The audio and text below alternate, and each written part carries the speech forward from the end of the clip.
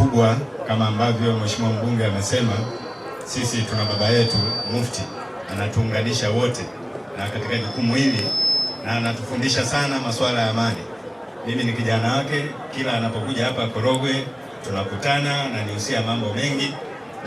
Niendelee kuwaomba tu kama mimi mkuu wenu wa wilaya, tuendelee kuitunza amani, tuwe mfano katika mkoa wetu wa Tanga kupitia mkuu wangu wa mkoa ambaye na sisi wasaidizi wake kama wakuu wa wilaya, wakati wote anatuhimiza tuweze katika kufanya kazi zetu zote tuendelee kuitunza na kuihimiza amani katika mkoa wetu wa Tanga ili tuweze kujiletea maendeleo.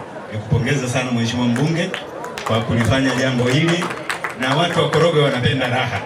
Nilikuwa naongea na mwenyekiti wangu wa chama hapa, tumetoka kwenye mkesha wa Mwenge Korogwe mjini walijaa. Jana tulikuwa kwenye mkesha wa Mwenge Mombo walijaa.